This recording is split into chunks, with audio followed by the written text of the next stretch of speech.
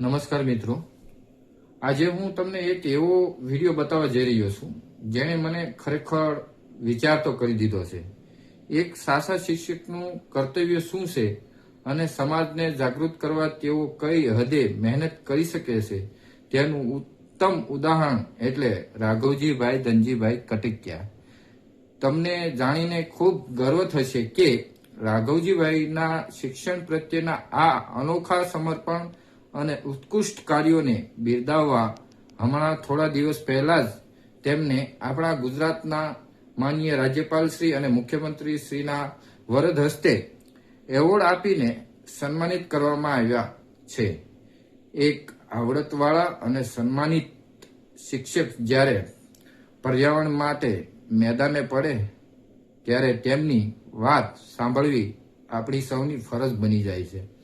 ચાલો પહેલા તેમની આ અનોખી પહેલની એક ઝલક જોઈએ. નમસ્તે બાળ મિત્રો, આજે હું તમને એક વાત કહેવા માટે આવ્યો છું.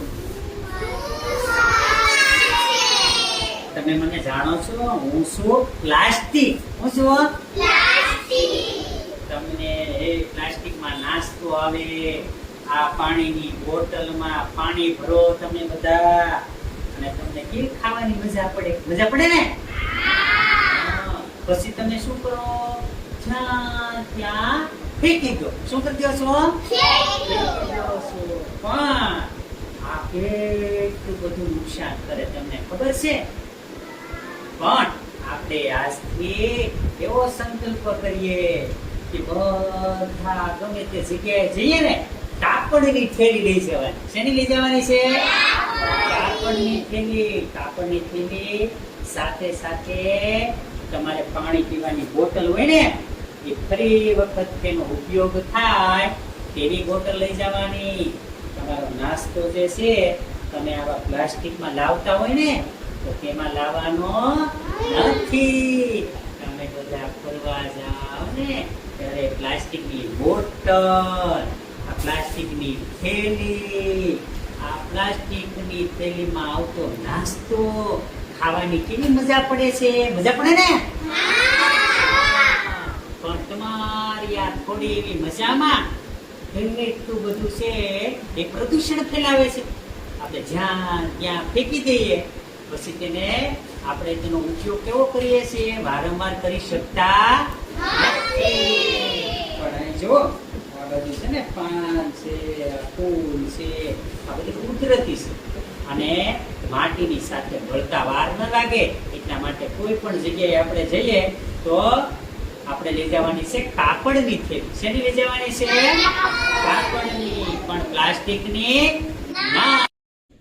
જોયું મિત્રો, તેમણે પોતાના શરીર પર પ્લાસ્ટિક અને પાંદડા વીંટળીને કેટલી ઊંડી વાત સમજાવી છે. આજે આપણે સૌ જાણીએ અજાણે પ્લાસ્ટિકના બંધાણી બની ગયા છીએ. ગરમ ચા, ગરમ ભજીયા કે શાકભાજી જ્યારે આપણે પ્લાસ્ટિકની થેલીમાં ભરીએ છીએ ત્યારે પ્લાસ્ટિકના ઝેરી રસાયણો આપણા ખોરાકમાં ભળે છે. આ ધીમું ઝેર આપણા શરીરમાં કેન્સર જેવી ભયાનક બીમારીઓ નોતરે છે. આટલું જ નહીં, આપણે આ પ્લાસ્ટિક વાપરીને કચરામાં ફેંકી દઈએ છીએ ત્યારે આપણી શેરીઓમાં ફરતી ગાયો અને આકાશમાં ઉડતા પશુ પંખીઓ ખોરાકની શોધમાં આ પ્લાસ્ટિક ખાઈ જાય છે અને રીબાઈને પોતાનો જીવ ગુમાવે છે. શું એક મનુષ્ય તરીકે આ યોગ્ય છે? જાગવાનો વારો આપણો છે. ચાલો આજથી જ જ્યારે પણ બજારમાં જઈએ ત્યારે કાપડની થેલી સાથે રાખીશું અને પ્લાસ્ટિકનો ઉપયોગ ટાળીશું. જો તમને રાઘવજીભાઈનો આ પ્રયાસ અને મારો આ સંદેશ યોગ્ય લાગ્યો હોય તો આ વિડીયોને વધુમાં વધુ લોકો સુધી શેર કરજો. આપણી એક નાની સારી આદત કોઈ અબોલ જીવને બચાવી શકે છે. આવી જ માહિતી માટે ચેનલને સબસ્ક્રાઇબ કરવાનું ભૂલતા નહીં. પર્યાવરણની સુરક્ષા એ આપણું કર્તવ્ય છે. જય હિન્દ.